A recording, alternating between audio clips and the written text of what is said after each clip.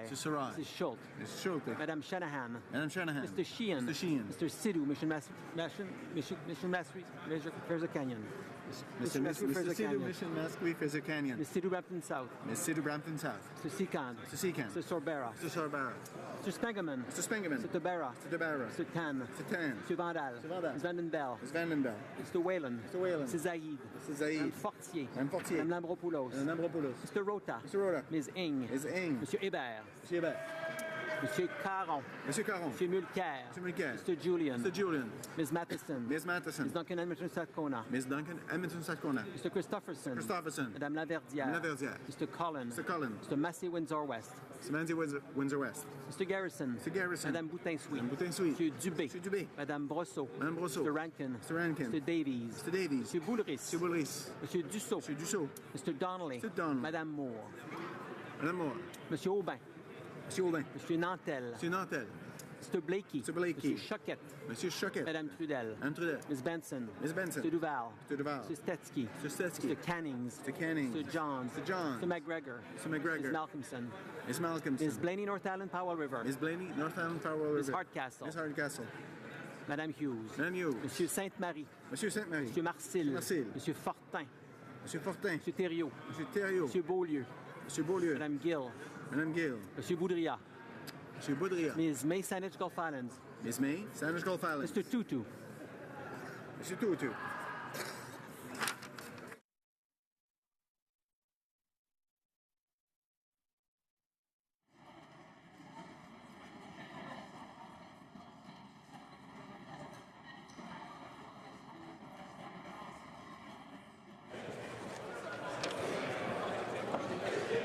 Yeas pour 90, 90. Nays contre 208, 208.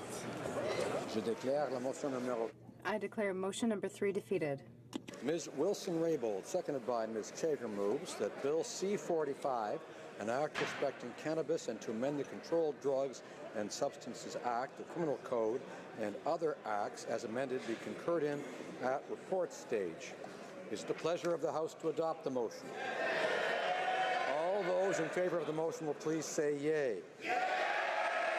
All those opposed will please say nay. In my opinion, the yeas have it. All those in favor of the motion will please rise.